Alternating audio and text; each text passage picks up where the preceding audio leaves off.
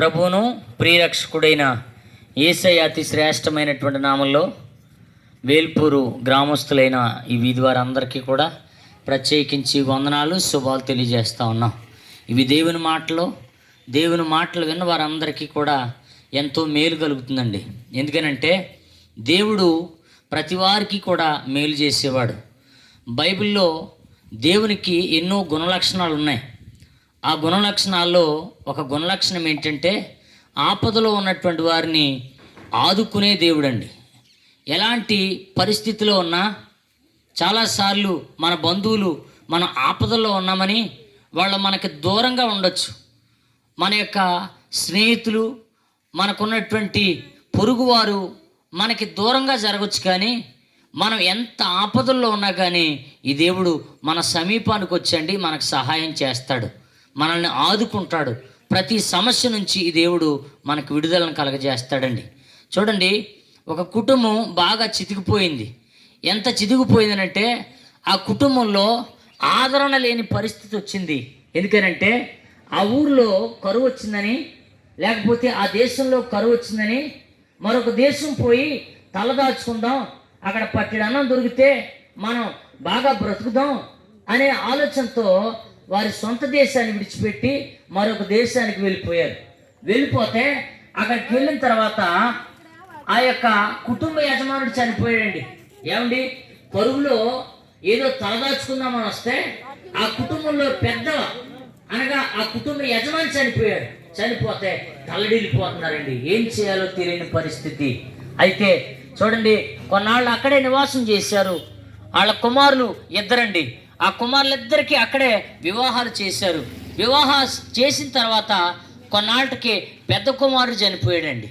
పెద్ద కుమారుడు చనిపోతే ఏం చేయాలో తోచక ఆ తల్లి లోబోదిబో, అయ్యో ఇక్కడికి వచ్చాక నా భర్త చనిపోయాడే, నా పెద్ద కుమారుడు చనిపోయాడే అని ఆదరణ లేని పరిస్థితిలో ఆమె ఆ ఆపదల్లో కొట్టుమిట్లాడుతూ ఉందండి. అలాంటి సమయంలో చిన్న కుమారుడు కూడా చనిపోయాడు. ఏమైందో తెలీదు. అలాగలాగా ఆ కుటుంబం అంతా ఒక్కసారిగా ఒక అనాథలాగా, లేకపోతే మొగదిక్కులేని కుటుంబంలాగా అయిపోయిందండి. మిగిలింది ఆ ముగ్గురు ఆడవాళ్ళు. అంటే ఆ దేశానికి చెందినటువంటి కోడల్లో ఆ తల్లి. ఆదరణ లేని పరిస్థితిలో దేవుడు అంటండి మరలా ఆ దేశాన్ని దర్శించాడని ఆమెకు వినబడిందంట. వినబడగానే మరలా ఆ దేశానికి ప్రయాణం కట్టిందండి ఆ తల్లి. ఆ ప్రయాణం కట్టేటప్పుడు తన కోడలతో అంటుంది, అమ్మా, నేను ఎలాగో నా భర్తను కోల్పోయాను, మీరు కూడా మీ భర్తను కోల్పోయారు కదా, నాకు ఎలాగో వయసు అయిపోయింది, కాబట్టి మీరు వయసులో ఉన్నారు కదా, కాబట్టి మీ యొక్క ఇండ్లకు వెళ్ళిపోయి మరలా మీరు వివాహాలు చేసుకుని సుఖంగా బ్రతకండి అమ్మా అని ఎంతో బ్రతిమిలాడుతూ ఉంటుంటే ఆ కోడలిద్దరు అన్నారు, అత్త, ఇలాంటి సమయంలో నిన్ను ఆదరించకుండా మేము వెళ్ళిపోవడం మాకు సమంజసంగా అనిపించట్లేదు, కాబట్టి నీతో పాటే వస్తాం అత్త అని ఇద్దరు కూడబలుక్కున్నారు. కానీ ఆ తల్లి ఎంతో వాళ్ళని వారిస్తే అందులో ఒక కోడలండి తిరిగి వెళ్ళిపోయింది, తన ఇంటికి వెళ్ళిపోయింది. అయితే చూడండి, చిన్న కోడలు మాత్రం ఆ అత్తను అంటిపెట్టుకుని ఏమని అంటుందంటే, అత్త, నువ్వు వెళ్ళిన చోటకే నేను వెళ్తాను అత్త, నీ దేశమే నా దేశం, నీ దేవుడే నా దేవుడు, ఆ దేవుడిని నమ్ముకుని నేను వస్తానత్త అని ఆ అత్తని బలపరిచిందండి, ఆదరించింది. ఎప్పుడైతే ఈ దేవుని మీద ఆనుకుని ఆ దేవుణ్ణి ఆశ్రయంగా చేసుకుని వాళ్ళిద్దరూ బయలుదేరారో, వచ్చిన తర్వాత అద్భుతం చేయటం ప్రారంభించాడండి దేవుడు. ఎలాంటి అద్భుతం అనంటే, ఎలాంటి ఆపదల్లో ఉన్నా ఆదుకునే దేవుడు అన్నాను కదా. ఇక్కడికి వచ్చిన తర్వాత ఆ ఇల్లు చూస్తే ఎన్నాళ్ళు అయిపోయింది కదా, వాళ్ళ ఇల్లు వచ్చి ఆ ఇల్లు ఇదిలో వదిలొచ్చి, అందుకనే ఆ ఇల్లంతా కూడానండి ఏమండి చెదలు పట్టేసి ఆ ఇల్లంతా బూజులు పట్టేసి కనీసం నివాసం చేయలేనటువంటి పరిస్థితిలో ఉంటే చూడండి, ఏదో ఆ పంచన కాస్త శుభ్రం చేసుకుని ఆ రాత్రి గడిపేశారు. ఇక తెల్లవారితే మొదలు పెట్టేవారు లేరు. అలాంటి సమయంలో ఆ యొక్క కోడలు ఆలోచన చేసిందండి. ఏంటంటే, అత్త, ఇది కోతకాలం కదా, కాస్తంత పరుగు వేరుకుని నీకు నాకు తినటానికి కానీ ఆ తిండి గింజలు తెస్తాను అత్త, నాకు సెలవి అని అంటే ఆ కోడలకి ఆమె సెలవిచ్చినప్పుడు అండి ఆమె వెళ్ళి పరగేరటం ప్రారంభించింది.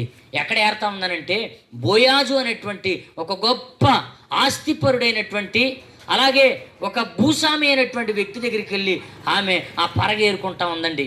ఆ పరగేరుకున్నటువంటి సమయంలో ఆ బోయాజు ఆమెను గూర్చి ఎప్పుడో విని ఆమెతో మాట్లాడటం ప్రారంభించాడు. అలాగా వాళ్ళు ఒక మాట కలవటం వల్ల రోజు ఆమె వచ్చి అక్కడ ఆ పరగ వేరుకోవడం అలా జరుగుతూ ఉన్నటువంటి సమయంలో ఆ బోయాజు ఆమెను ఇష్టపడ్డాడండి. ఈమె ఆయనని ఇష్టపడిందండి. ఇలాగా ఆమె కుటుంబం చక్కగా కట్టబడిందండి. ఆ తర్వాత ఏమైందో తెలుసా? ఆ దేశంలోనే అత్యంత ధనవంతులైనటువంటి ఆమెను ఆదరించండి, ఆమెను ఆదుకోవడం ప్రారంభించాడండి. ఇది దేనికి సాదృశ్యంగా ఉందనంటే ఏమండి, ఆ వ్యక్తి యేసుక్రీస్తు వారికి సాదృశ్యంగా ఉన్నాడు. అవునండి, ఆయనని ఆశ్రయం చేసుకుని నువ్వే ఆదుకునే దేవుడు అని ఎవరైతే ఆయన దగ్గరకు వస్తారో వారిని తప్పకుండా ఆయన ఆదుకుంటాడండి. అయితే నేను ఇంకొక మాట చెప్తాను. ఏమండి, ఈ లోకంలో ఉన్నటువంటి ప్రతి వారికి కూడా ఒక గొప్ప ఆపద ఉంది.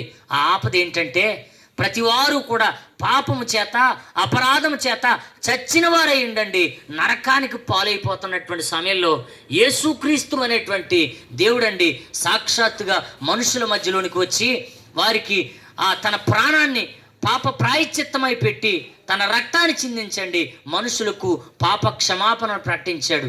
ఎవరైతే ఆయనని చేరుకుంటారో, ఎవరైతే ఆయనను ఆదుకోమని అడిగి ఆయన దగ్గరికి ఏమండి సమీపిస్తారో వారిని ఆదుకోవడానికి ఆయన సిద్ధంగా ఉన్నాడు. ఆయన ఇచ్చేటువంటి గొప్ప ఆదరణ ఏంటంటే ఆ నరకం నుంచి తప్పించి స్వర్గం అనేటువంటి గొప్ప స్థలానికి వారిని తీసుకుని పోవడానికి ఈ ప్రభు సిద్ధంగా ఉన్నాడు. దేవుడి మాటలు దీవించునుగాక. ప్రార్థన చేసుకుందామండి. స్తోత్రం ప్రభా, స్తోత్రం కృపగల తండ్రి నాయన ప్రభా దేవా, ఇదిగో తండ్రి నాయన ఏలుపురు గ్రామాన్ని ప్రేమించి తండ్రి నాయన మరొకసారి తండ్రి నీ మాటలు ప్రకటించడానికి సహాయం చేసినందుకు నీకు వందనాలు ప్రభా. ఇదిగో తండ్రి నాయన ఆదరించే దేవుడు నాయన ప్రభా, ఆదుకునే దేవుడు అని తండ్రి నాయన ప్రభా, నాయన నిత్య రాజ్యానికి తీసుకెళ్లే దేవుడు అని తండ్రి నాయన నీ మాటలు ఎన్నో చెప్పి ఉన్నారు ప్రభా దేవా. నాయన కుటుంబాలను కట్టే దేవుడు అని తండ్రి ప్రభా దేవా. ఇదిగో తండ్రి నాయన మంచి మార్గంలో నడిపించే దేవుడు అని తండ్రి నాయన ఈ మాటలు తండ్రి ఎన్నవారు ప్రతి ఒక్క హృదయంలోనూ తండ్రి నాయన ప్రభా ప్రేరేపణ కల్పించండి తండ్రి నాయన. మతం మార్చుకోక్కర్లేదు తండ్రి నాయన, మనసు మార్చుకోమని మనసులో ఉంచుకోమని తండ్రి నాయన ప్రభా. ఆయన ఈ ప్రకటించిన మాటలను తండ్రి మొలకెత్తి తండ్రి నాయన ప్రభా అని అనేక మందికి తండ్రి ఆదరణగా ఉండటానికి తండ్రి నాయన ఈ కృప చూపించమని త్వరగా రానున్న యేసయ్య పరిశుద్ధ నామములో అడిగి వేడుకుంటున్నాం పరమ తండ్రి. ఆమేన్.